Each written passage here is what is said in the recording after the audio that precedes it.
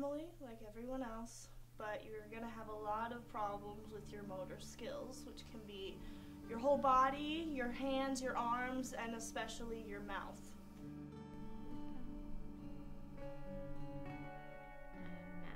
Even if people with autism have verbal skills, it doesn't mean that they're actually, that they can easily communicate what they really want to say. They might be able to say things. Matt can say all kinds of words. He can read words, but that doesn't make him able. There's a disconnect between being able to read words and say some things out loud and actually being able to communicate verbally.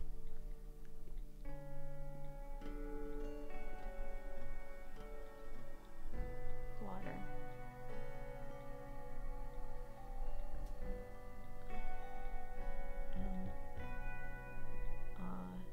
The more that people with autism are able to express through, you know, the iPads and computer and, you know, the iTouch and all the other things that are going on, the more that perceptions of people with autism are changing. Don't be limited by what other people tell you are the limits. Because over and over again, somebody will say, well, that will never happen. Or, yeah, you can't do that. Or he can't do that. And it's not true. People have trouble seeing people with autism type, seeing it as real, because their hands may shake like this, so someone holds their arm to grip it to steady them, and it then can look like the person who's holding their arm is making them type out things. But if you actually go through the experience and you actually type with someone with autism, if you think you know what they want to say and you start to push their arm a certain way, then you're going to get KYGBA. You're not going to get anything.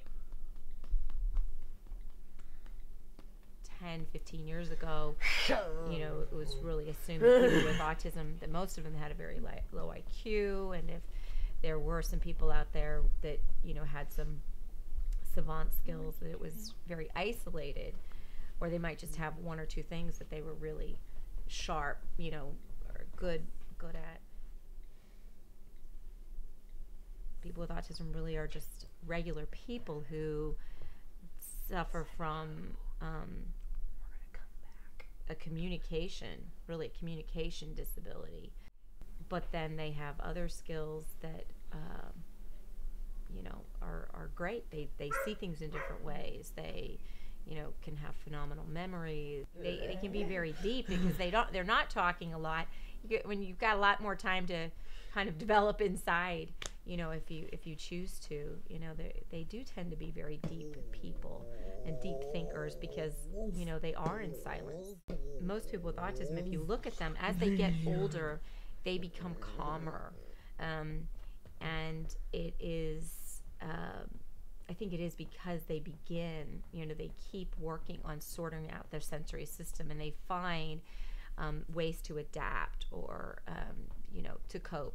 Maddie is really, really wise beyond his years. So Maddie kind of just takes it, he rolls it off his back, he knows it's happening, but I think that he knows that the other people just don't understand.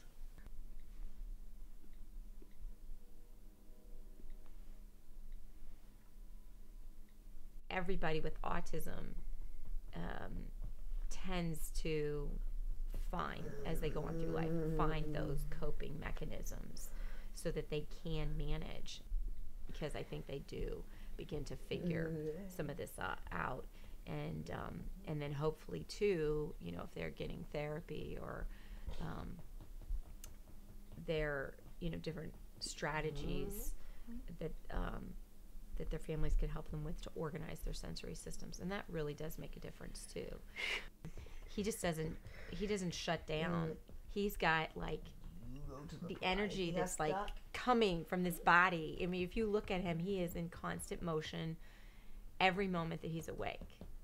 You know, even when he's sitting down doing his schoolwork, his leg is going. He's, you know, he just, he's got, I don't know where all that energy comes from, but it's just pouring out of his body.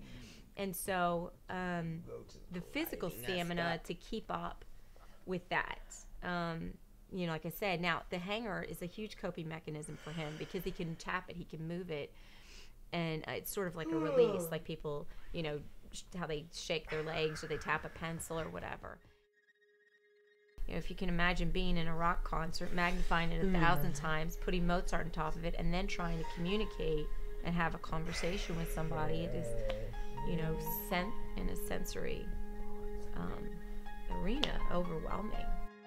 Accepting that there really is a person inside this body that is so doing whatever,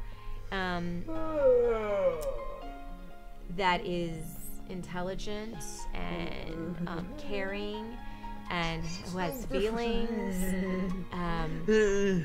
and finding that person, recognizing them, and having a relationship with that person that's inside.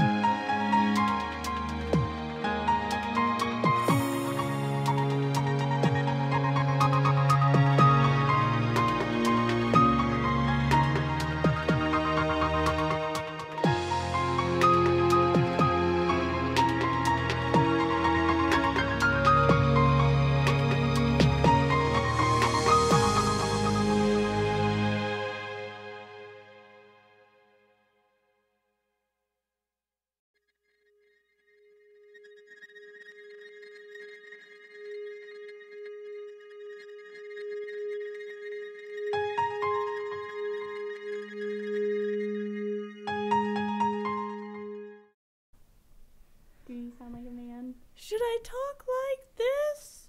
No, that sounds like a man trying to be a woman. Belle, I could hear myself snickering.